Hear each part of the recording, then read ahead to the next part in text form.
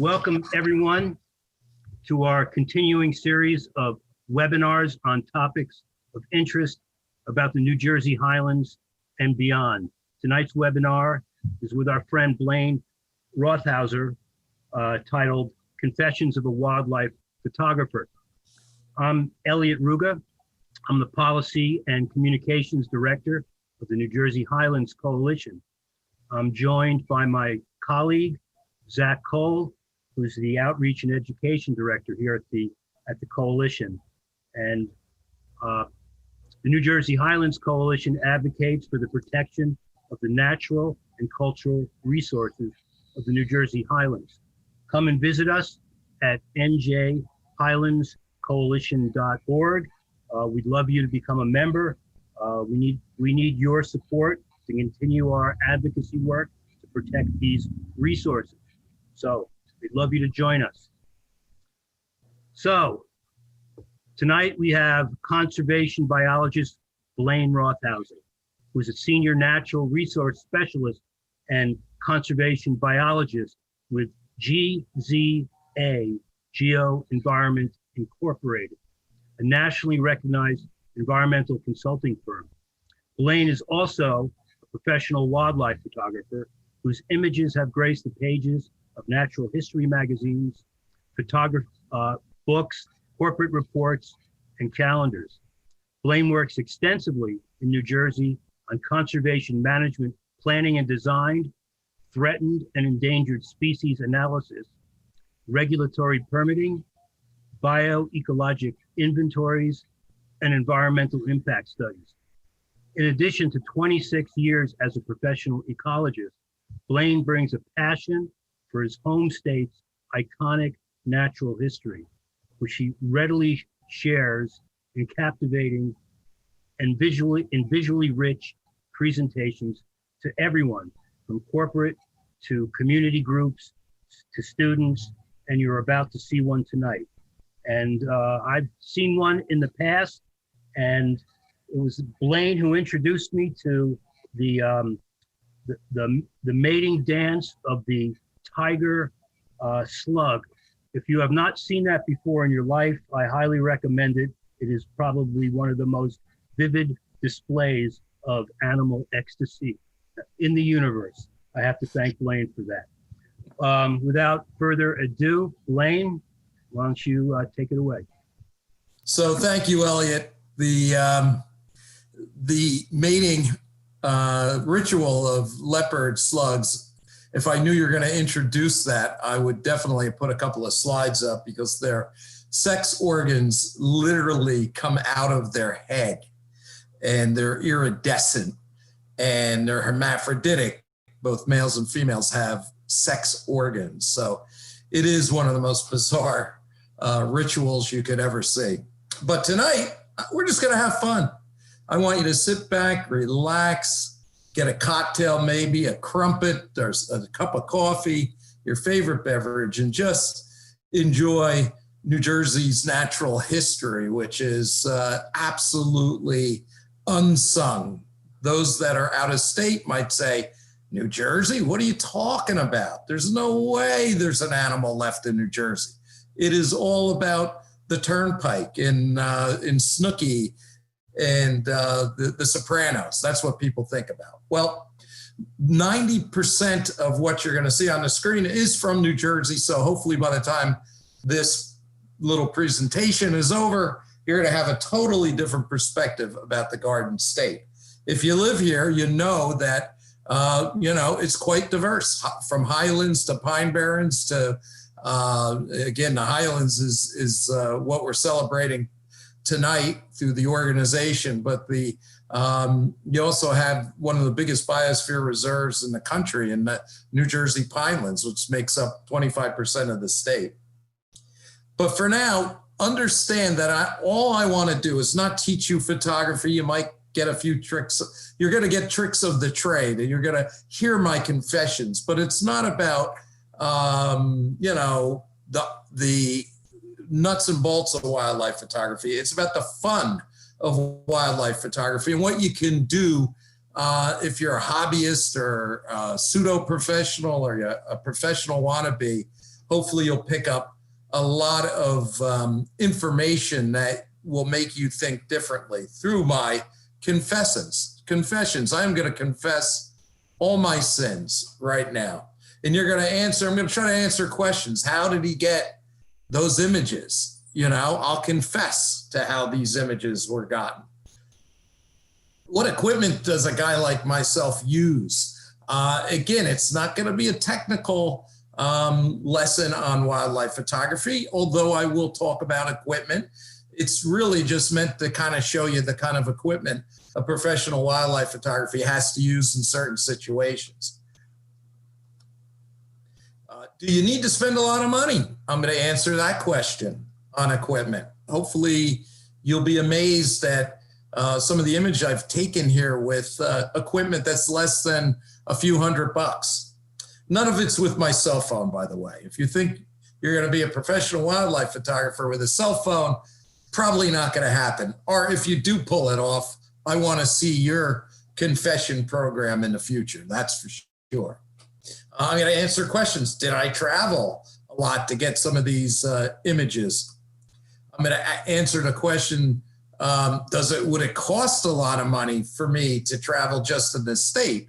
How do I do it? How do I become economic in my wildlife photography endeavors?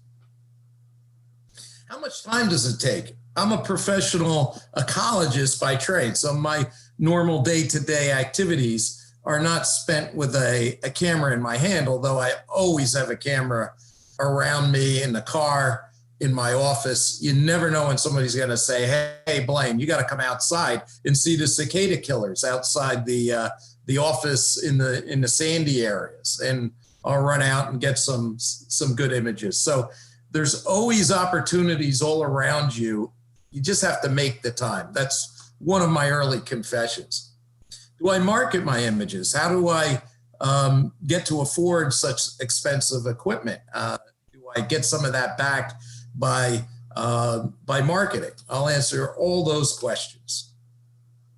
So we'll start with some basic confessions and how I go about it. And hopefully you'll take some of these confessions to heart if you're trying to become a professional or just get really good at wildlife photography. Well, number one, patience, patience, patience, as you can imagine. We'll go over each one of these individually. Next would be technique. Learn your camera body, learn your equipment, get to know your tripod, be as one with your user manual. Use the best equipment you can afford. Unfortunately, I have to say, the more money you spend, the quality of glass, the faster you can shoot with the camera that you have to still images. And then, of course, number 4, which is what this is all about, learn some tricks of the trade. The biggest takeaway, if you can write it down, if anybody's taking notes, is get out there and don't be afraid. Go to places, work in the rain, go to really weird place. Don't be afraid to get scratched by briars. Get ready to get on your hands and knees. Get ready to look weird to your neighbors. I'll talk about that in a second. Because subjects just don't find themselves. Okay, maybe once in a while they do find themselves, okay? I'm taking the garbage out. Not the home I'm living in now, but a year ago, I'm living in a house with a bunch of Norway spruce and some pretty good agricultural land and deciduous forests nearby. And it's always in October when I hear screech owls start to trill. They broadcast a tremolo, and you can hear it in the distance. So I'm emptying the garbage on a Thursday night, and I hear this tremolo way in the distance. So I call my wife out and I said, yeah, I know you love owls. You want to see an owl? Let's get an owl to come by. She goes, how are we going to do that? So I get an app on my phone. I'll talk about this app later in the program. And I play the vocalization of the screech owl. And within literally 2 minutes, this owl was flying over her head back and forth, trying to triangulate the sound. So I had a really high intensity flashlight, about $120 flashlight that blows out, 6,000 lumens, if you guys know what I'm talking about, a Phoenix flashlight. And I said to my wife, follow the owl, shine it on it, and let me see if I can get focus on it with my lens. So after about 20 minutes of doing this and getting bad shots, the owl finally just hung on this branch underneath the Norway spruce. She got good light on it with the flash. I got good focus. And sometimes the subjects you have to find and go out of your way to be ready at the helm. And that's how this particular confession came about. You got to be able to multitask. This goes back in the day when we were shooting it with film. I don't know if Vinny's on tonight. He said he might come on. He used to photograph with me back in the day. Zachary, you're on. This is like 5 minutes from his house at the end of Myersville Road when the spring peepers were calling in a marsh in the greatest of swamps, the Great Swamp National Wildlife Refuge. So I go out with Vinny. Vinny owns a limousine company. And I'm like, Vinny, let's shoot some frogs while you're waiting for the next call to go on the next ride. He says, sure. So here he is back in the day. Remember when you had a pager? I know there's going to be some young people listening go, what the hell's a pager? But that's what he's looking at, a pager. He's on an old Motorola cell phone, but he's ready to photograph a spring peeper on a tussock sedge, right? So it helps to multitask, and sometimes it's rewarding. Here's some wood frogs in this same swamp that I took basically at the on my hands and knees, completely submerged in water, waiting for the male to bellow from his vocal sacs that come off laterally. I always have equipment at the ready. This is my truck.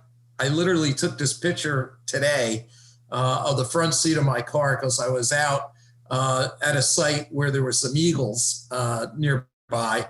So here I am charging my phones on this device. I don't know if you can see my pointer, but I'm pointing at the battery charger that gives me a lot of extra time for my cell phone. I got, my Fresnel 500 millimeter lens, a macro setup, my binos, my field guides. I'm ready to go. But what's the most important accoutrement in this picture? Anybody want to just guess in your mind what it is? Well, if you said the coffee, you'd be right. That's exactly what you need to be awake and ready. I always have that coffee ready to go. And shooting out the window of a car, oh my God, I don't know how many great images I photographed out of car because I used the car as a blind. Here rolling up toward an area where there's some thistle, and this goldfinch landed on this mugwort, and I was able to photograph right outside my window. Little serendipity doesn't hurt too. Walking through any place that you're walking, walk, and look. I mean, that's how most people find stuff, right? Here we are in the heart of the Pine Barrens, me and a good friend of mine who's another wildlife photographer, Neil Knapp, and we came across a black rat snake, and I was able to get some really intimate images of a non-venomous snake that was what we call a pet. Whenever the wildlife photographer friends of mine come across something that's very cooperative, the word pet comes to mind. And sometimes they're not pets, but you trip on them. Here's a chestnut-sided warbler that I didn't call in. I didn't cheat. I don't have any confession other than I was walking in spring in Sandy Hook National Seaside Park and came across a chestnut-sided that was very cooperative and out in the open and in the light. Here I am doing wood turtle work on the Stony Brook in South Jersey, a nice, pristine Category 1 water.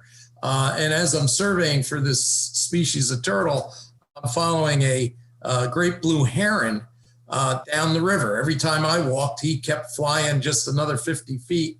And he was hunting along the riverbank, and he speared this perch eventually, probably after an hour. I was just hanging with him the whole time. Finally speared this perch, and I got a couple of really good shots. So let's talk about patience, fortitude, and endurance, right? It helps to be a little serendipitous, right? Try to hide yourself if you can. I use ghillie suits. I'll use throw over blinds. I'll use anything I can to become as one with a shrub. And this pays off quite a bit. And I'm not afraid to work the elements. You know, if it's raining and I'm in a throw over blind, you never know what's going to come through. Here are a flock of many hundred grackles and cowbirds and starlings were working a floodplain for acorns. And it was raining and I was getting a little wet. It wasn't pouring. So I was able to get an image that most people would just ignore because of the elements. So here is a windy, snowy day. I'm working outside my window of my truck. Have a bird feeder nearby, and this song sparrow was sitting in a very, very chilly, wintry breeze. I remember this day. It was extremely cold, and you see the snow drifting around the bird and the feathers pulled out by the wind. And that's what turns an image that might be diagnostic. If ever anybody wants a diagnostic picture of a song sparrow, there are a dime a dozen. But something that brings forth an emotion that tugs at your heartstrings, so to speak. These types of images where the elements are playing, dancing with the species helps. Here's a similar type of situation, a light rain and a red-breasted nuthatch. I'm shooting outside my office window, so I'm protected by my office window at ground level, and I had a feeder nearby, and I could protect my equipment, and the bird was just, doing his thing in a light rain, and with a long shutter speed, I could capture that mood. One of my favorites is taking a picture right behind me, and that door behind me there is my master bedroom. Through the master bedroom is a window. Through that window, you look out to the canopy. I'm in a townhome. I downsized from a house with property to a townhome. As the kids age, we didn't need all that space and wanted to reduce our carbon footprint, if you will. And I picked this place because the third floor is looking out over a wetland deciduous forest, right? So I knew when I got this place that I could be photographing out that window up there, and I use it all the time. I put bird feeders out. This is May 15th. Anybody who was in New Jersey around that time, we had a couple of light, snowy, early spring snow showers, okay?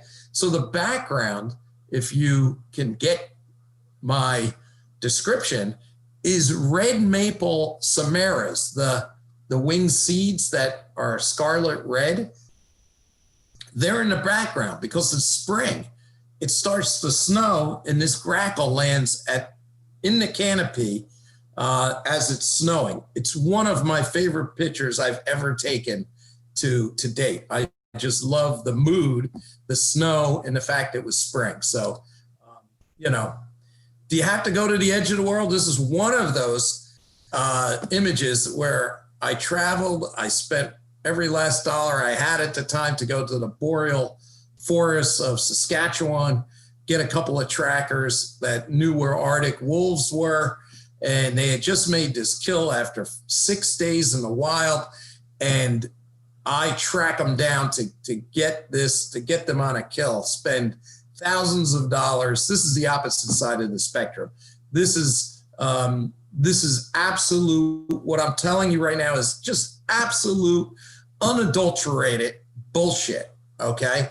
This is my first confession. I got this at the Lakota Wolf Preserve. Now I know what you're saying. Oh, this guy's a sham. He's a fake. He's a fraud. I'm confessing my sins. I promised I would do it tonight. This is they keep all North American wolves up in North Jersey at this Lakota. I recommend anybody who just wants to see wolves to go check this out, but they cater to photographers. So I did, this is the truth. You're gonna hear me lie a lot and confess my sins, but I'm also going to correct my bad behavior when I can. I did pay for that carcass, that deer carcass. They went out and literally got a deer carcass the day that I was coming up to photograph. So it was a half lie. You do have to pay your dues. You got to have endurance. You got to walk. You got to hike. You got to get out to the spots, right? You got to have stamina. You got to get out and not be lazy about it. You got to set your tripods up in precarious situations. Now, the confession I have here is you see all the leaves that are on the rocks in the foreground. Well, there was a lot of nice fall leaves, but I tripled up on them. I went out and I collected more. I used the long shutter speed, and I got this image. You see there's a lot more leaves in the foreground. That's a confession. And that nice long shutter speed, you've seen these images millions of times in magazines where it makes this ethereal, wavy, imagey, emotional stream image. Sometimes you just got to sit and sin no more. You got to pay your dues. Here I am sitting in a snowbank photographing a junco in a bolstery, blustery, snow drifty day. And again, you get the mood here, right? And I had the light, so I got the feather detail in the front, and I got the expression, and you could see the snow going all around it. We do use blinds. Wildlife photographers use blinds. That's not a sin. It's just the tool. It's a tool in our toolbox. That's for sure.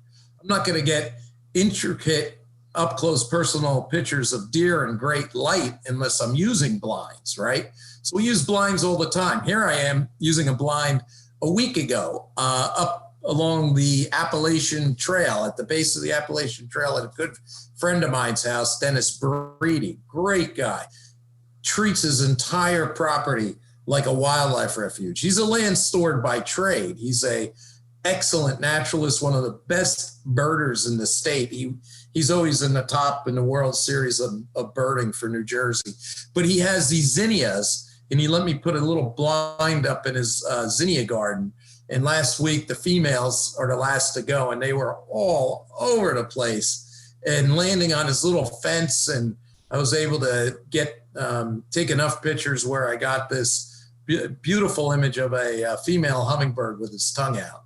But man, I was photographing hummingbirds all afternoon. It was just a delight to see these guys hover over the zinnias and the sunflowers and the turtle head, all these nice combination of native plants and non-native plants. But blinds have allowed me to get close to things like yellow warblers. And here I am using my car as a blind last week as well. This was just taken with a good ecologist and design, build, landscape architect that's done ecological restoration all over the state. I'm in Sayreville along the Raritan River photographing eagles that have been attracted back to this particular property. They were all over the place, all different age classes. And I was able to get a couple of second-year juveniles dancing in the sky, practicing their skills. They're not fighting. They're just having fun. It's the only thing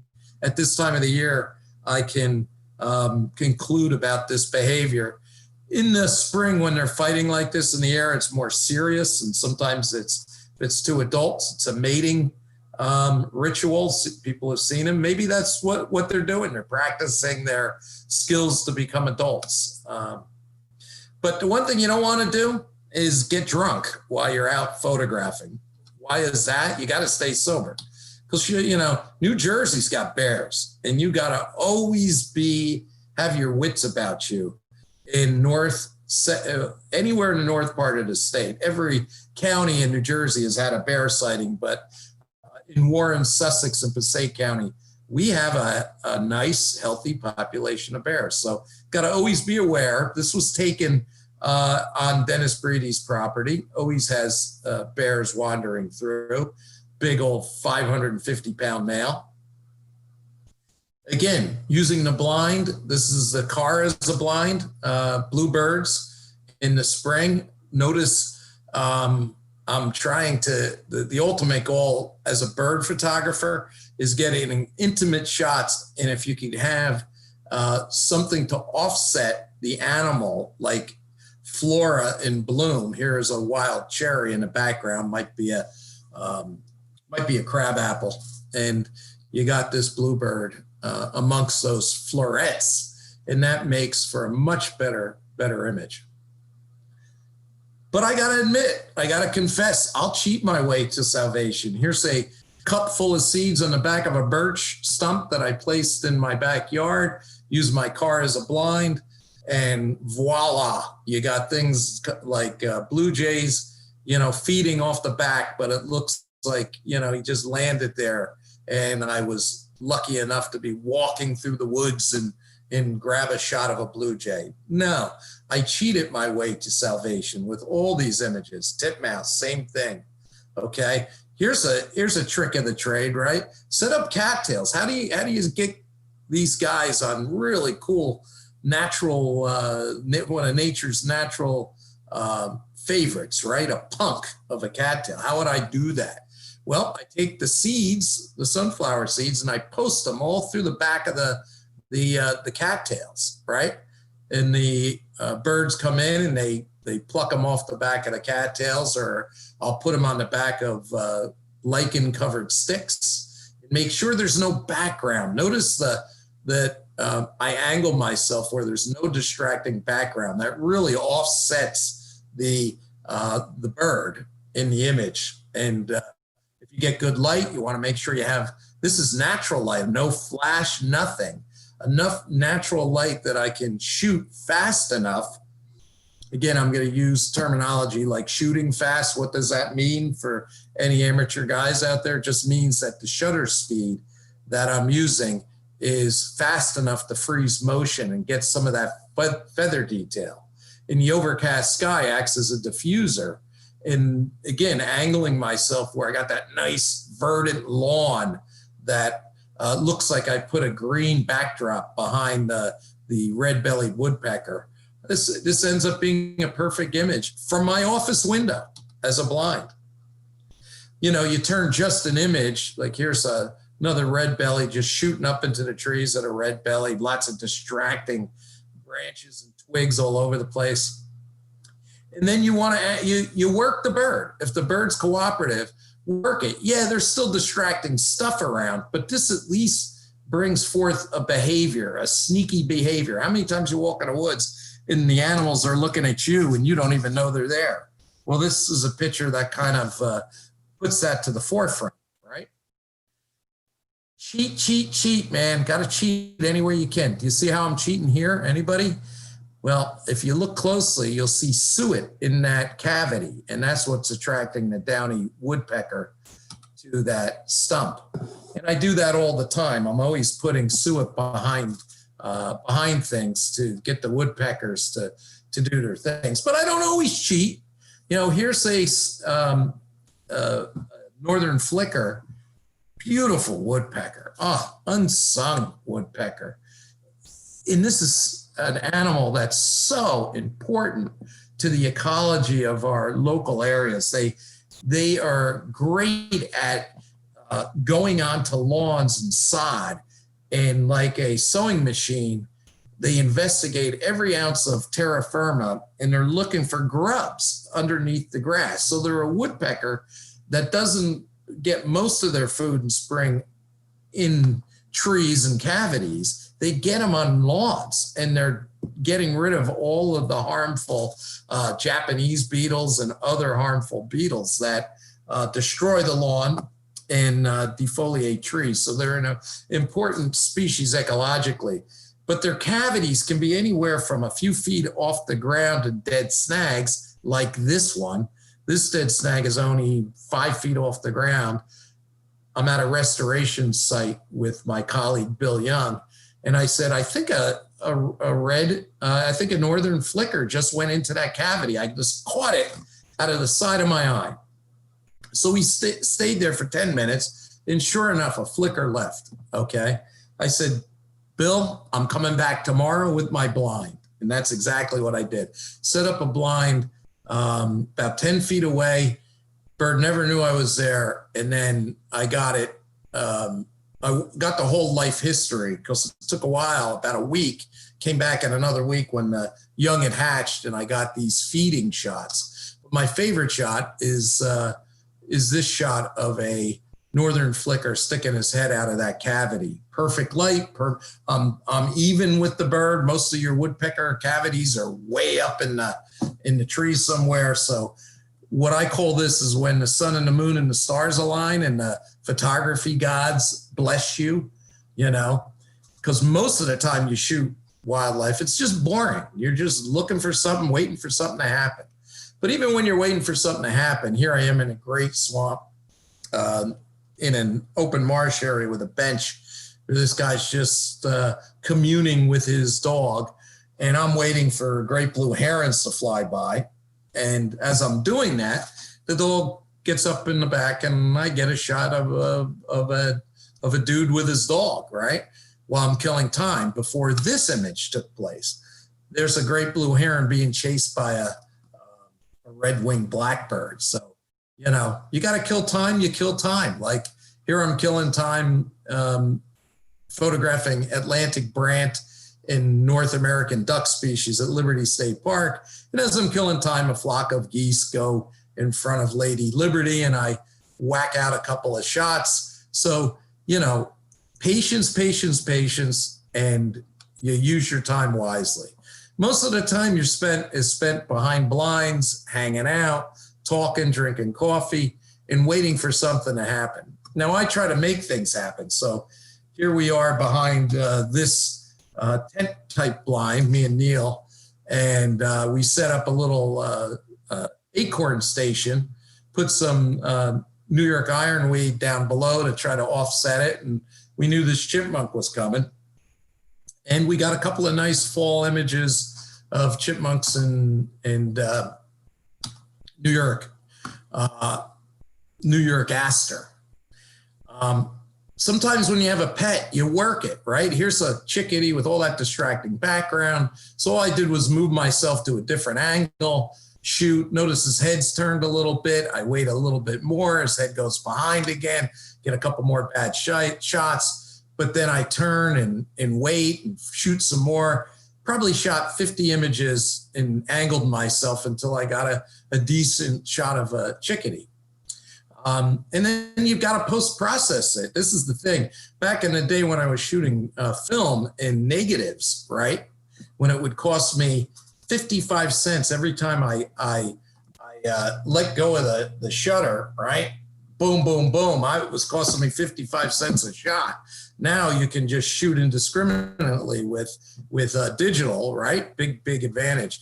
Back in the day when I was shooting film, you couldn't post-process anything. Yeah, you could send it to a lab and have them dodge and burn and do that stuff. But now you can do all sorts of things post-process. So I had to learn a whole new skill set. You talk about the time in the field photographing, the time you spend in front of a computer, downloading, databasing, going over your images, a lot more than meets the eye, right? So I post-processed this guy, got rid of all these distracting backgrounds. There they are, they're gone, right? And that's what I did. One of my favorite things is dead things, right? I'm always bringing home something dead. My wife is like, what the hell is that in the back of your car? I'm like, oh, it's just a dead raccoon. Don't worry about it. And I toss them out in the backyard, and it becomes a wildlife photographer's best dream. Here's a dead raccoon, right? I throw them in the back in the snow, and before you know it, that whole week after that thing was there, every day the turkey vultures are coming. Now, here's a turkey vulture that lands on a branch, perfect spot, but there was this one branch in front. No matter where I moved, that branch was there. I couldn't get rid of it, okay? So I just had to wait him out, and he moved eventually to a different branch, and I got the better image. Here it is right here. By the way, that's not snow on them. They'll sit underneath each other and puke and regurgitate. One would say, oh, they're disgusting animals. They're the most fascinating animals on the planet, the vultures, right?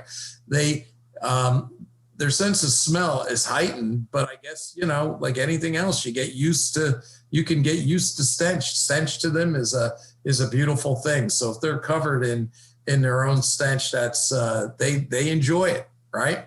But they're free of charge, cleaning up all the carcasses. It doesn't take anything for them to find a carcass. Here's the same raccoon about at day 5. It's almost gone. And the black vultures came in and picked it clean. One of my favorite images is actually hanging, believe it or not. My wife hates it. I love it. There's so much detail in this image and so much to be said about ecology and nature and the rawness of it. Henry David Thoreau said, if nature is nasty, give it to me as nasty as you can. I want to suck the marrow out of the nastiness of nature. If it's beautiful, I want to indulge the beauty of it, right? But this is an image that I just think is grotesquely beautiful in that it is showing an animal that is doing us a huge favor by making sure all of the death around us gets picked clean and recycled into the earth's skin. A beautiful thing. Here's a carcass of a possum I threw in the backyard. One day later, the turkey vultures are down picking it clean, right? Here's a buckhead I threw over the side of my retaining wall. I have a 30-foot retaining wall. I have another 80 feet into the canopy from there. So when I'm out my back window or my back deck in this new place, I'm literally photographing into the canopy or the sub-canopy. And if I throw a head like this down below, you never know what's going to land in the canopy for me to photograph, right? Here I am photographing off my little deck at the canopy level, you know? And again, I hope you guys are taking this to heart. Find opportunities. They're all around you. You just have to be innovative. So here's a juvenile red tail sitting on the fence up on the retaining wall, and the blue jays were dive bombing him. Notice the nictitating membrane. That's a fancy way of saying, I hope you can see my red pointer. I don't know if you can, but I'm pointing to the eye. That's a membrane that goes over his eye to protect him from dive bombing blue jays. You know, when it comes close, he throws that membrane over his eye to protect his greatest asset, his vision. So he's there eyeballing that deer carcass down below. And it was the gift that kept on giving. Red tail adult came, got this shot, fanned his red tail out. I defy you to find a better red tail shot out there with the red tail showing in such a vibrant display. One of my favorite shots taken off my deck. This is off the deck. I love crows. People like, I hate crows. Shit-eating crows. You know what? Crows are like the vultures. They're cleaning things up. They're corvids. They're in the blue jay, the jay family, and they're the smartest birds other than ravens, right, in our area. They're family-oriented. They're fun to watch. They play. They're playful. And I'm photographing these guys coming off the canopy so I can angle down and get flight shots. And this is, again, one of the shots that I'm most proud of because of all the feather detail, the expression, the wing spread, the whole 9 yards. Just awesome. I use game cameras. I don't know how many people are using game cameras to just scope out what's moving. So here's a game camera outside that retaining wall. I was seeing coyotes. I could hear them in my backyard, but it got me up early one morning because I was hearing coyotes quite a bit. And I got this, got a little mange on his back, but a really big, except for the mange, healthy coyote in full gait, in great light, just because I knew he was there with the game camera. With stealth comes wealth. Again, I'll hide myself in anything I can. Here I am working into an old agricultural field up in the Delaware Water Gap National Park. I'm watching bluebirds eat off of pokeberry in the fall. They love Phytolacca americana, the American pokeberry. And they love these really inky berries that the Native Americans used to use as a dye. If you ever got the juice of a pokeberry on your skin, it takes weeks before it can be washed off of you. So they're awesome. And they're poisonous to most critters except the catbirds and the bluebirds absolutely love them. So I worked my way into this field with that ghillie suit, and I scared a bunch of them away, but they came back within the hour. So with stealth comes wealth. Got shots like this, intimate shots of our grackle eating those acorns, right? With the ghillie suit. Here I set up, if I have to confess my sins, I threw a throw-over blind in the middle of my backyard. I let an area go wild with this heteracea type of wildflower. And I threw a bunch of seeds in the middle of this gill over the ground, right? And I waited. My neck hurt, but it was worth it. This is in the days of film, so it's a little grainy, but it's a great shot of a grackle in that plant, right? In that nice sunshine. And while I was doing it, I got images of a cuckoo bee, a cuckoo bumblebee. This is a parasite on other bumblebees. And here he is, pollinating that same plant. So I'm passing the time getting other images. Water features. If you have anybody that you know with a water feature in their backyard, go in spring during spring migration and get up early and sit in a blind. And I guarantee you're going to have migrating birds come down and bathe, like this black-throated green warbler, like this angry, very upset robin looking at me going, why are you peeping Tomming me while I'm bathing? Or this catbird spraying water all over his back. Here's a rare image of a prothonotary warbler dust bathing, right? And this is when I was photographing, I was after this species. It just happened that he flew off to a area near the primary target site, and he started dust bathing. Amazing. So don't be afraid to get wet. Don't be afraid to get out in the elements. Here I am just walking into a stream with a pretty big lens, a nice titanium tripod, expensive. We're talking about equipment expenses. Yes, you are not going to go in this type of water with just any old tripod. You're going to use something that can handle the elements. So, here's a $600 tripod that can handle streams and heavy enough. But I was able to get intimate shots of water snakes at the water's edge, right? Here's a badger that I'm literally out west and in front of an old badger hole that a biologist had told me about. And sure enough, at dusk, he popped his head out. One of the few images in the slideshow that was not from New Jersey. So, and this is the days of slides. So this is digitized from an internegative. But I love it, especially down in the Pine Barrens of New Jersey. These streams are slow, they're sandy bottoms. I can feel confident that I'm not going to trip or fall over as long as I walk slowly. And this is the best way to get images that nobody else is getting because, well, not nobody, anybody stupid enough to get a stream like this is getting these images. Shouldn't say stupid. If you're in a slow moving stream, it's a safe endeavor if you're taking your time. So all these images are from a stream edge, a 12-spotted skimmer. At night, I'm in a pond up to my neck, getting pictures of American toads in intimate fashion.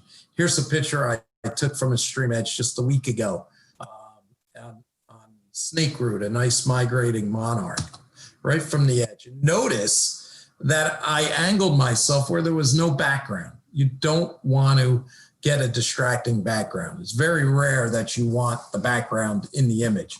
So here the monarch sticks out because I was able to maneuver in a position to get rid of that background. Now this takes serendipity, time. You hope that the monarch doesn't fly away. and you got to be stealthy. You got to work it very slowly. Okay, here I am, not in the water, but laying on my belly in an area where I knew there were beavers at coming at dusk. This is up in High Point State Park. Here's an image of a female hummingbird at cardinal flower from a stream edge. This is a couple weeks ago, just on my belly. I'm literally lying on a beaver dam photographing this guy. This guy got used to me. I just spent 2 hours with him. And as long as I worked slowly, he didn't care what I was doing. He let me get into his element. So when I first saw him, he kind of moved away, moved about 15 feet away. So I moved into his world, but I worked slowly and I sat down and I didn't look at him. I looked behind me. I looked, I had my lens and wasn't pointing it at him, wasn't jerking my motions. And I just worked slowly and he got used to me. And I was able to get within 35 feet and he just started doing his thing. He was hunting here at the edge of a pond. Notice those horsetails, that sporangia that are coming out of the water. Pretty cool. So you got the element. Here's a praying mantis on pickerel weed, an aquatic plant that comes up out of the marsh.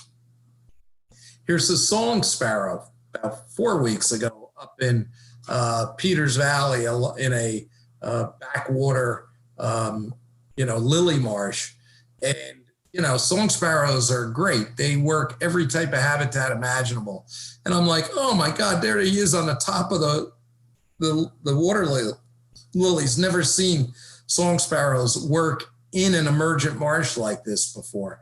So I got on my belly, got really wet in a mucky little shoal, destroyed my clothes, but I got an intimate shot, mirrored, by the way. That was strategic to make sure that I was able to see the mirror image before I shot of the bird's head in the water. So it just kind of extends the frame, right? It makes the frame look that much bigger.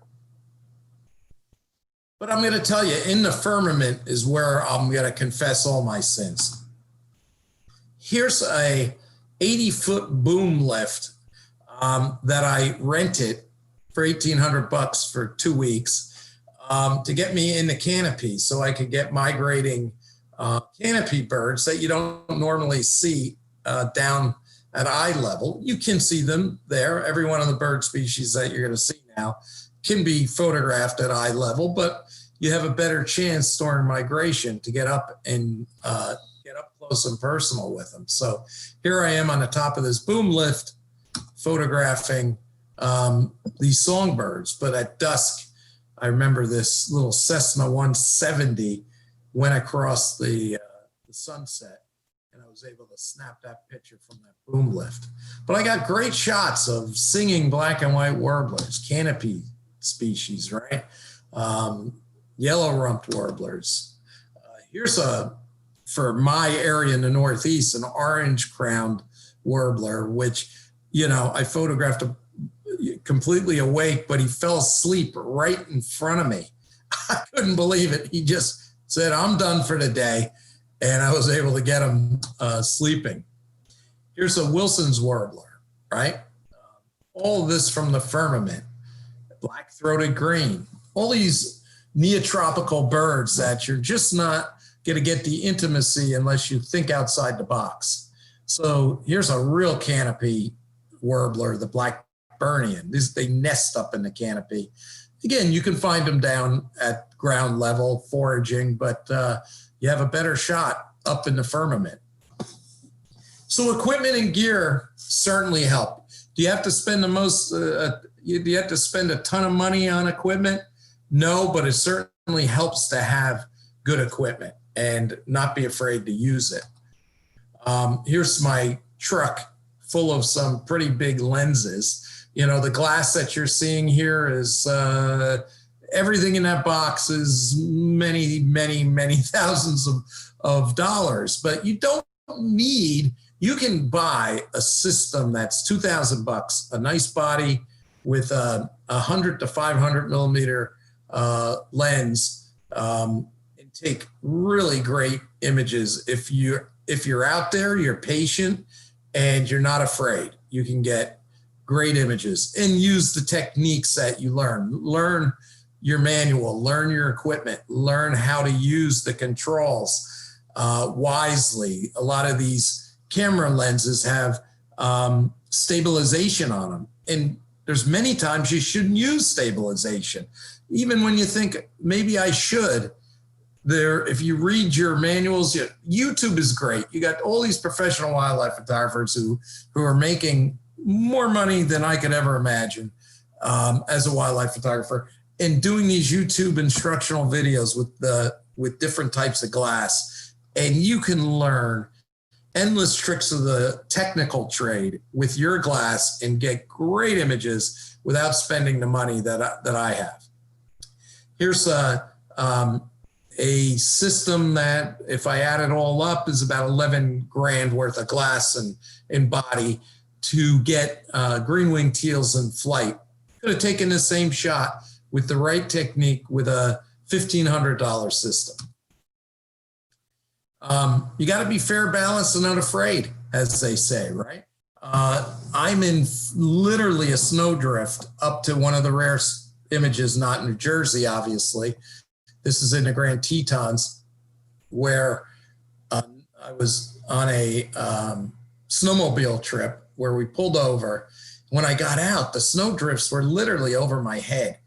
So where I had to go to try to get this image even with the bison, I had to kind of lift myself out of the drift, and I was so exhausted. I'm not in the greatest shape anyway, but just to get near him, and he didn't care about me. He couldn't charge me or anything.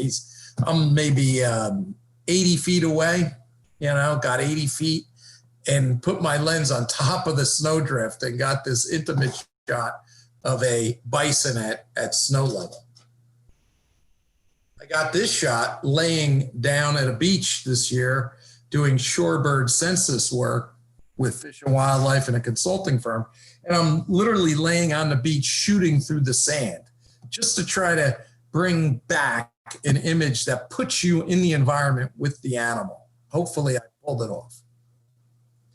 He's no longer with us. Great guy. Used to photograph with him all the time. He was cantankerous, but funny and loving, even though his face doesn't show it here. But you could see the sarcasm, right? Because I know we were busting each other's chops. We're in a little dell in Bon Jovi country in New Jersey, Manasquan Inlet, but a park, Huber State Park or local park. But this little dell was so special. We set up all these little bird feeders in this little dell with a nice dogwood, a flowering dogwood that went over this little water underneath. That was this little slow moving meandering stream within the dell with a dogwood and flower over it. It was a magical spot. And we waited for birds and anything to come by. Actually, after bobwhite quail. And we're kidding and laughing with each other. And we got such intimate shots of things like woodcock. And here's Neil. He was sitting next to me too. We were all sitting in a half moon, all trying to photograph birds, setting up these little, natural areas with birdseed. Here's a setup, put all sorts of sunflower seeds everywhere. We hung these berries over the vines, and you could see that we got intimate shots of things like chickadees. You could literally feed the chickadees out of your hand. They were so tame by the end of the week, and they knew we were there. But while we're killing time, things like cherry-faced meadowhawks came in and were mating in front of us, and the catbird eating the pokeberry. And here's us putting seeds behind the cattail and, getting intimate shots of titmice and chickadees on it. And here's a white-throated sparrow feeding on some of the seeds amongst the leaves we threw down. So much fun, so much fun. probably our favorite shot was of this winter wren who came every day underneath the dogwood tree to take a sip of water. Now, this is the only shot that I didn't take, this next one. And I wish I took it. Neil took it. He got it. He got the winning image. Look at this shot here. The winter wren taps the water and it creates those, you know, concentric waves underneath this sulfur colored soil underneath the dogwood. It was just Cinderella stuff, right? Unbelievable. This is why we get out and we do it. Here's a white-eyed vireo from the same spot. Beautiful downy woodpecker. Now for some real confessions, right? Some serious transgressions I am going to bring forth. With the exception of this picture, right?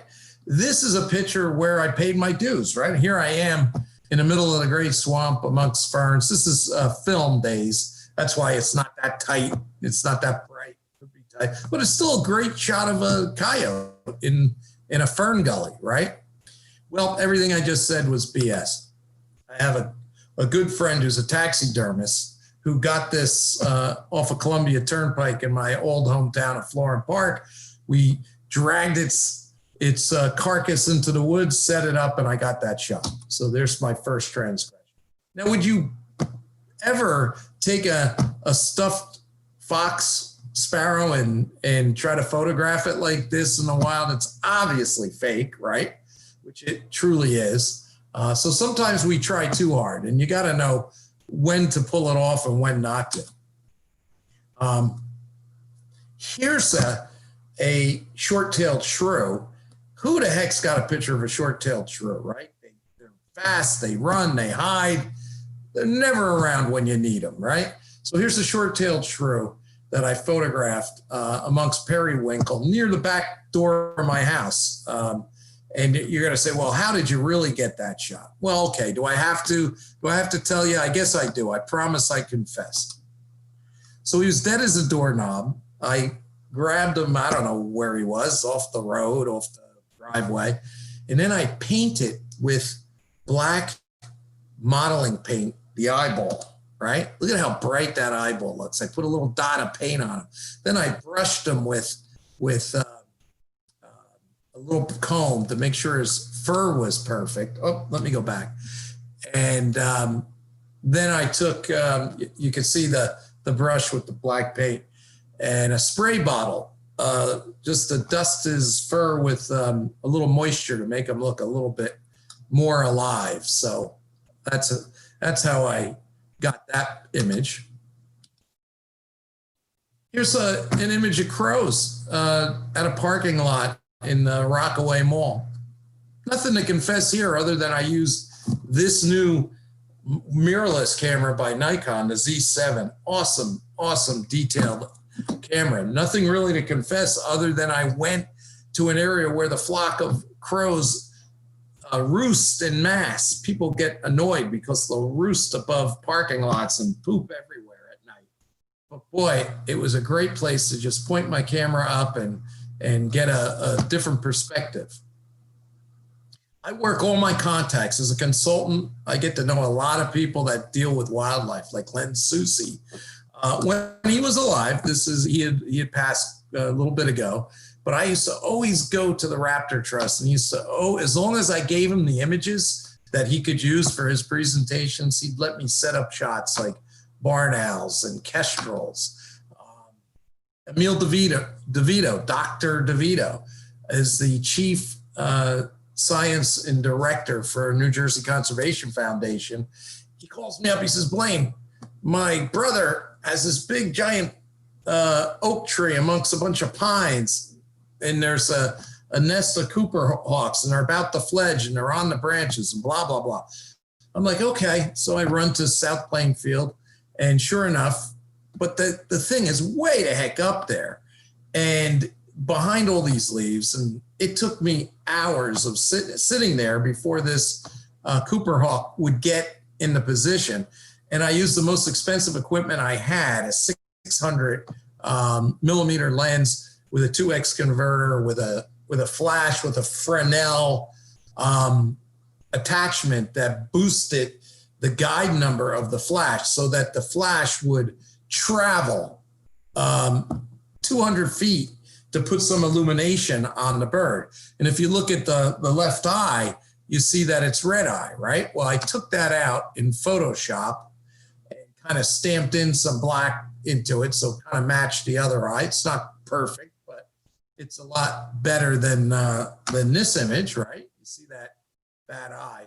So for a distance that I was, right, there's the nest up there, 80 feet, 70 feet up.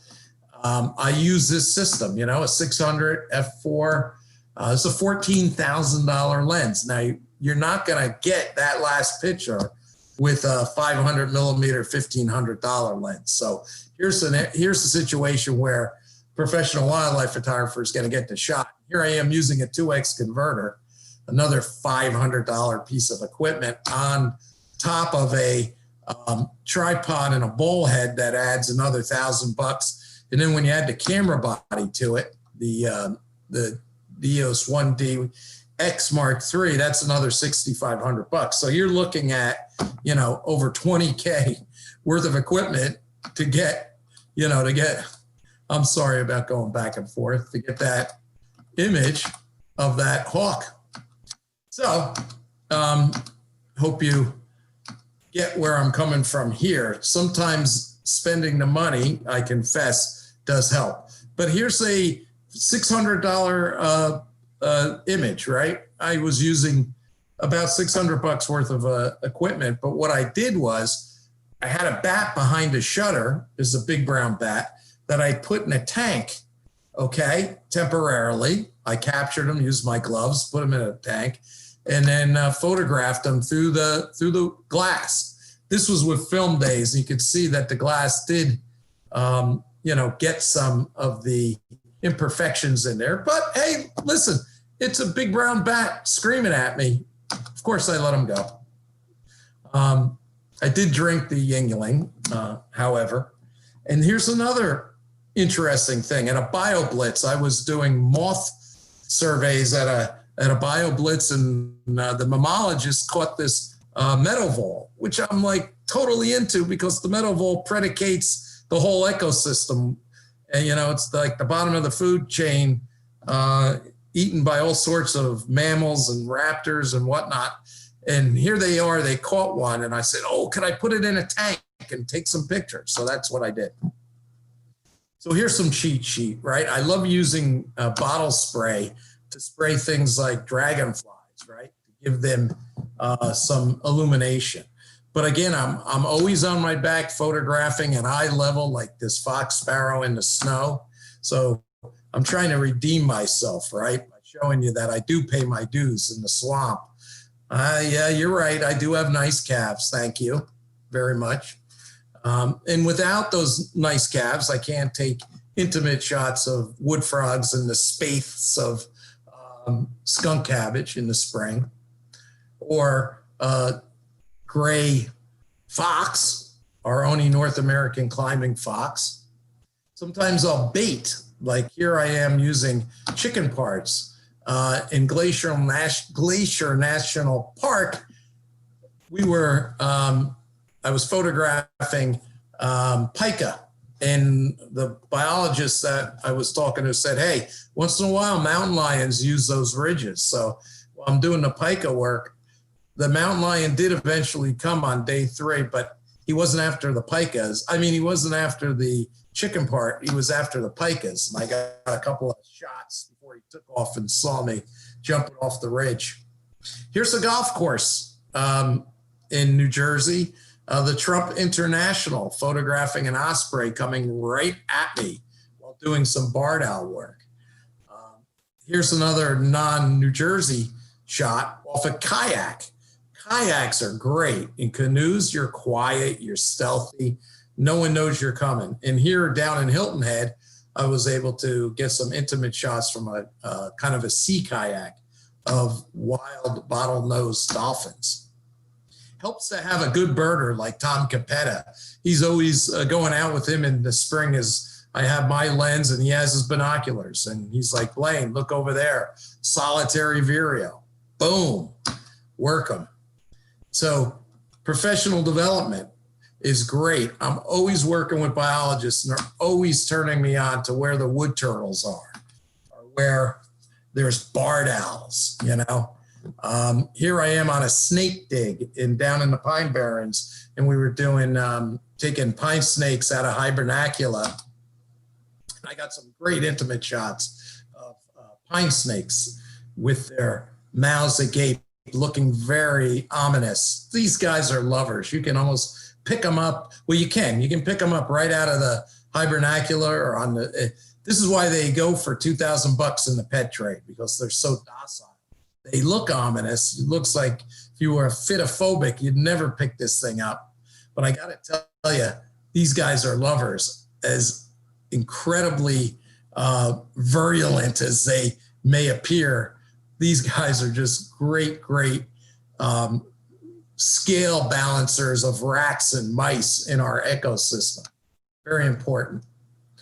As opposed to the copper, water moccasin I'm holding down in Florida, poisonous snake. And then here's a guy, Kevin, who works with corn snakes down in a Pine Barrens, harmless snake. And he was able to pose this corn snake for me, and I was able to do some post-processing. John Bonnell is a research scientist in the Pine Barrens, always go down in the spring and we chase the infamous Hyla andersoni, the pine barren tree frog. Here they are mating. Along with, when you're after them, you always get things like carpenter frogs. You get close-ups of dragonflies, up close and personal. Down on the coast this year, I was photographing all sorts of shorebirds and passing the time photographing mating laughing gulls, right? But after the red knot, this migratory species of epic proportion that's in severe decline worldwide, everybody's fearing that they may not be with us in just a blink of an eye, could be the next 20 years. But we're working with some very dedicated biologists to try to save this guy. So I was down there this year getting intimate shots of them while doing shorebird counts for Fish and Wildlife. You're always after the behavior shots. Getting a picture of a garter snake is fine, but getting a picture of a garter snake eating a wood frog, well, that's a whole different story. Or getting a snake, making sure you're photographing him enough to get the tongue out, right? Or deep at 1 o'clock in the morning, here's a ribbon snake grabbing a pine barren tree frog by the legs. We heard it before we saw it. We could hear the frog kind of pleading, and we located it, and sure enough, there was a ribbon snake on him. Amazing. Getting intimate shots of wildlife is key. So again, you don't need $20,000 worth of equipment. You just need the right light to be stealthy and to acclimate species to you. Use those water features in your backyard. But then comes the real hard part, the post-processing stuff. I'm not a fan. That's my confession, because it just takes endless time. I use Photoshop, I use Lightroom to do it, right? But once you get, you don't have to be, I'm not an expert with this, but I'm good enough that I can take things out like distracting backgrounds with that cardinal. Or here's a tree swallow that requires some eye detail, does it not? You see that there's no eye detail. Otherwise, that's a pretty good shot. Good light, but just the eye was in shadow. So, you know, I had to work it in Photoshop. I brought it out by dodging the eye in Photoshop. And here I did even more work to bring out some more feather detail. Same shot, just a little more work. So there's the original. And you can see I made chicken soup out of chicken poop. Most of the times when you're photographing tree swallows, this is what you get, just blurs, right? Especially, I could spend, it's hours of fun trying to get tree swallows in flight. They're fast, but slow enough that you can track them. And so it's fun to develop the technique of tracking birds in flight. Here I wasn't too successful. It's one of many bad shots, a lot more bad shots than good shots. And here's a decent shot, right? But the eye's just not where it needs to be. And it's a little soft, a little better, maybe a little too much over processing, but a usable shot, good eye detail, good feather detail, a little too contrasty. Now here's a great shot. Got one blasting off of the surface, but the lost a little detail in the shadows. The eye wasn't that great. I worked on him, got him a little bit better. Here again, the eye's just not quite right? Now he just turned. I didn't do anything.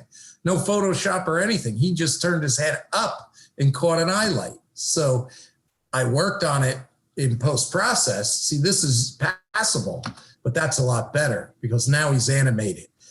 Here's your technique trick of the trade in my confession. The eye is everything in wildlife. You want the eye to be animated 90% of the time, right? There's very few times where you don't want that eye to have animation.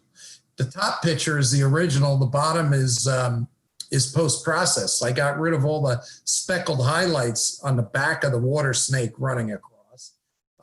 The contrast brought out the forked tongue and just an overall better shot below than above by doing some basic techniques in Photoshop. Here's the snake in the grass scenario. Got a shot, nice snake in the grass, right? Water snake. I worked him. He was just hanging out with me. He was a pet. And he looked at me and I looked at him and I kept photographing him at different angles until, I got some better, more detailed, more in-depth of field shots. I could close in on him a little bit. Again, final shot is the best. I was able to bring out the eyes, get them in full detail. And it's just like a snake hiding in the grass. What's missing here? The eye, right? Brought the eye out. Same with this. This common yellow-throat warbler is looking right at me, but that left eye is almost not there. Well, here it is. I brought it back to life. Here it is closer up. Now he's intimate looking at you, much more intimate shot. Final shot. So you can have all the glass in the world and be shooting all day long and just get mediocre shots, or you can keep working the animal and try to get yourself a little closer and get a very, very usable image to market. Here's a shot where I combined two images. I'm almost at the end, Elliot. Here's two images combined together to create a completely in focus wood painted turtlelet. So what does an average post-process look like? Well, it goes something like this. You have a bad image of a red-tailed hawk, low light, rainy day, crappy image. Use good lens, good glass, but then I had to use some post-processing in Lightroom. So what did I do? I started by getting the temperature right, increasing the highlights and getting some shadow detail out of it. So I had made my initial adjustments. All of a sudden, the picture's a lot better, right? But if I zoomed in to 600%, you see all this pixelation. It's like, oh, I got to get rid of that. I got to soften that up. And I did that by reducing the sharpening and increasing noise reduction. You can use tools to see where you're reducing and where you're not. This isn't an instructional on Lightroom or Photoshop, just letting you know that there's tools out there to make chicken soup out of chicken poop. So here you go. I'm almost there, right? Did some basic adjustments. I'm working on the eye, softened the background up so it wasn't as pixelated. I fine-tuned the eye, got some detail out of it in Photoshop. And now I went from that to that, right? That to that. Gray day, low light, you can do it. And this is equipment that you could have spent, could have had a $1,500 system. Here's the red tail flying from the the tree. Sharp image of the tail. Not, again, photograph the animal all the way through your session, and you'll get intimate shots. Couple last, photo shot and Lightroom shots. Look at all that detail in that neck, right? That was just brought out in Lightroom. Here's a chickadee on a Staghorn sumac that was post-processed and set up with a bird feeder, right? But look at all the detail in the staghorn. I'm on the same plane as the bird, so everything's sharp, no background. I love insects. This is a moth setup where I do surveys of moths for my work as an ecologist.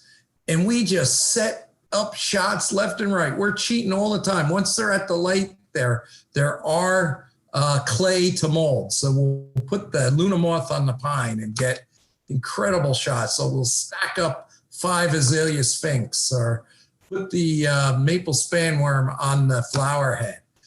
Set up the caterpillars we're finding at night. It's just endless fun and easy to do. And this is macro equipment. I use a macro setup to get these shots, but I'm not doing anything fancy. Once my settings are right, I'm just setting up the species and cheating like crazy, like using bird apps to call my birds in. That iBird Pro gets me close to these types of birds. So I'm at the end. I'm almost there. I used the zoo here to get a picture of a burrowing owl winking at me, the blink. Here's a native, that was done at a golf course down in Florida where I actually paid my dues. That's at a natural nest shot. Use your belly and don't forget to get down on the grass, not be afraid of the poop laying down because you're gonna get intimate shots. All these shots were done on my belly. Some parting shots. One of my favorite of the year, the infamous glossy ibis at a roosting spot down in, if anybody knows this shot at the bridge crossing over into, oh, my brain is fried right now. But there's this rest stop that goes over and all these roosting herons and glossy ibis are there for the shooting up on a platform where everybody's looking down at the rookery. Well, I got tons of glossy ibis shots, but this is the one I was after, where the glossy ibis banked into the light where all of that iridescence showed. By far my favorite shot of the year. Technically perfect bank. Most people are just shooting these things and they look black in the air. Here's an elk crossing the Yellowstone River. I followed him until he fortunately crossed the river. Here's a great horned owl at Alaire State Park. Again, I paid my dues. I went to the park where I knew the birders were seeing a nesting owl. Here's at 8,800 feet, Jenny Jump Lake in the Grand Tetons to photograph a rare golden mantled ground squirrel. Here's a picture of a bald eagle with a fish. I just honed in on the legs and the fish. You know, I'm in my backyard photographing rabbits. This is so cool. It's so weird and almost evil and distorted and wacky. But this is what, as a wildlife photographer, this is what you're after. This type, you just don't want the bunny shot. You want the weird wildlife shot that may sell, right? So I'm at the end and I think you get the picture. I hope you do. And here's an osprey coming down. Here he is with the fish itself. A good friend of mine, Mark Bontempo, took the shot out the window. I worked him through it, so I gave myself co-credit. Nice flock of sanderlings, and I'm done confessing my sins. And I thank you all for joining me. I hope you got what a wildlife photographer goes through, some of the tricks of the trade, and inspired you to maybe take your lens out tomorrow morning at first light and walk around and have a blast and enjoy the beauty that is our natural world. Thank you. Blaine, your images are wonderful and so moody and filled with personality, but the delight that you tell the story behind the images makes apparent the passion and fascination you have for the creatures and the natural landscapes they habitat. This was really delightful. Thank you. And we have some questions. Fire away. Okay. Early on, there was a spider in one of your first slides. You know what kind of spider that was? That was a familiar jumping spider. Common spider around homes and concrete, and they start off the size like a quarter the size of a pinky nail, and then they end up growing to like now in fall to that size, and they make wonderful pets, and they look at you, and they're animated, and they're friendly, and they're good for your house. If you ever have one in your house, don't kill it. Let it do its thing and name it and, love it.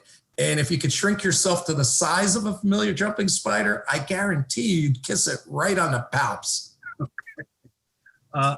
Which leads to another question. Are you ever afraid of your subjects? Only one thing in the wild. Now, I'm cautious in snake country, especially timber rat and copperhead country. You got to be aware of your surroundings, and you have to almost step on those two critters to get injured. Okay, but there is one thing I hate doing surveys, and I tell everybody this, and I tell health and safety when we go out with young ecologists. I'm like, you got to walk slow in brush. Why? Because you got to look for the activity of wasps, especially late fall when their colonies increase in size. You don't want to step anywhere near a sand wasp or yellow jackets. I hate them. They'll chase you right to your car and sting you the whole way, right? It's not like bees. I hate bee nests too, but European hornets, bold-faced hornets that the nest hangs down, could hang down at eye level, could hang down at waist level, could be way up in the trees. That's where you want them. But the ground nests and the bold-faced hornets and the European hornet. I've been by European hornet colonies that you can hear them before you get there. They're usually wrapped around shrubs and stuff, and there's thousands of them, and they are vicious stingers. So yes, I'm definitely afraid of wasps. I've been stung many times. I'm over it. I get over it, but I hate getting stung by a wasp. Okay. Long story that I could have probably shortened to like 1 second. What lens, do you have a favorite lens you usually use, and how close do you try to get to a subject? Well, if I'm doing birds, the favorite lens, and I showed it, 30 slides back, it was just laying there. I didn't talk about it enough. It's a lens I've bought recently. It's called a Fresnel 500 Nikon lens. It's light. The Fresnel glass is stacked. It's really high-end glass that's diffractive, that reduces the elements that it takes to get close. Sharp as a tack. I can hand hold it and track real good. It's become my Swiss Army knife in my bag. It's always on the front seat of my car. That other giant Mugamba lens, I rarely take it out unless I'm doing shorebirds or birds at a big distance. And then the other system that I use is the Canon macro system for all the insects, which is a 100mm macro lens with those off-camera flashes. And then I adjust different diffusers that I've made to eliminate some of the highlights. Okay. Someone thought they spotted you using a ring light, and that was the strobes on a ring. Right. Some people call it a ring light. I call it off strobe system. True ring lights have the lights built into the ring. The system I use, if you saw it, had two external small strobes, which is a fancy way of saying flashes, right? and they attach to the ring itself, and you can turn them in different angles. And I put a third on top as well if I want to do some like studio lighting of a subject where I want the one flash to go behind the subject while the other two are facing. So another long answer to probably a much shorter question. Are there any favorite local spots in New Jersey for birds? And that person also wants to miss the location where the poisonous berries were. I'd like to know. What was the last part of the question, Elliot? So that person wanted to know the location of the poisonous berries. They wanted to know the location of the poison. Pokeberry is everywhere. It's common, beautiful. At this time of the year, it's gorgeous. It becomes crimson. The berries are that purpley lavender color. They usually get stripped quickly by catbirds and bluebirds. And it's, poisonous to us to eat, but not poisonous to the skin. My favorite place, if you're in North Jersey, to photograph birds consistently would be the Great Swamp National Wildlife Refuge. Second favorite place would be up along Old Mine Road in northwestern New Jersey. If we're talking about middle of New Jersey, Mercer County has a number of parks, reservoirs that if you just walk around the reservoirs, the Delaware River side, right? You want to go down to where Lambertsville is and walk the Delaware canals areas, great birding spots. And then of course anywhere in the Pine Barrens and anywhere along the coast, especially Brigantine and Cape May. This time of the year, if you go to Brigantine, you're going to come home with images of birds of all varieties. Great. Last question. What do you need to know and what equipment would you use to get a good macro shot? Okay, so as I mentioned, I use a 100 millimeter macro lens. It's about a $800 lens. If you got a Nikon system, it's about the same. Canon system, about the same. By the way, you can get these things used in perfect condition. They never go south for, $500, $600 in great condition. So you don't have to spend all that money to get that lens. And then I use the ring light. That can be pricey, but you don't need a ring light. You could use any old flash, put tissue paper over it to kind of cut the highlights out. All sorts of techniques. Go online, use YouTube. So Canon, and then the bodies they run the gamut from prosumer $500 bodies up to $6,000. But you don't need all that money to take sharp pictures. I could set anybody up with a $1,200 system and they could be shooting phenomenal magazine quality images of insects by just learning technique. Great. Well, Blaine, this is very generous of your time. You spent a lot of time. We really appreciate it. We thank you so much, and we hope to see you again. Enjoyed it. Okay, and this will be, we post all of our webinars on the New Jersey Highlands New Jersey Highlands Coalition's YouTube channel. This will be there shortly if anyone wants to see parts of it or show it to their friends. And it's available on demand. Let me take a moment to talk about upcoming Highlands Coalition events.